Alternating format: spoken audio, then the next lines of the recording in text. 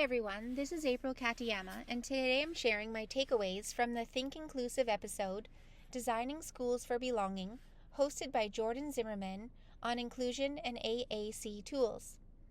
It's a powerful conversation about what real inclusion looks like, especially for non-speaking and autistic students.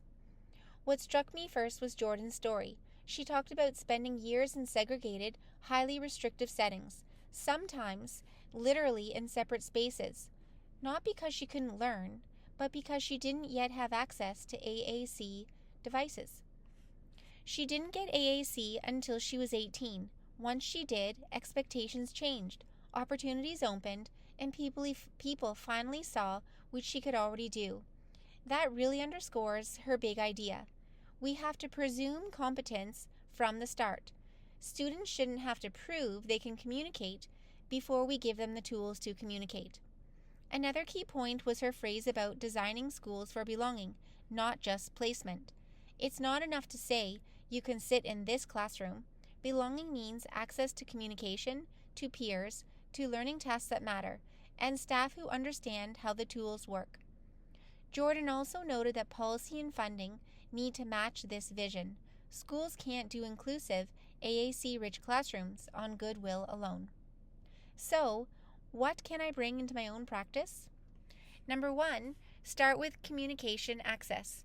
In IEP or case management meetings, I want to make how does a student reliably communicate one of the first questions, not the last.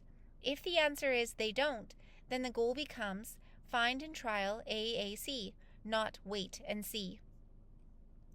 Number 2, presume competence in classroom design. That means offering multiple ways to respond. For example, typing, selection on an iPad, partner-assisted scanning. This way, students aren't stuck on verbal answers only.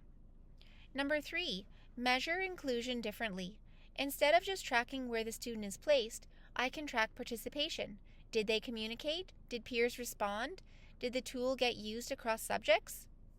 Number 4, build staff capacity.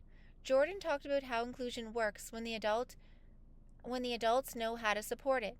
I can share quick how-tos with EAs and classroom teachers on the specific AAC app we're using, so the device doesn't sit in a backpack. In short, the episode reminded me that belonging starts with communication. If students can say what they know, we stop underestimating them. And once we stop underestimating them, inclusion becomes the obvious choice. Thanks for listening. Talk to you next time.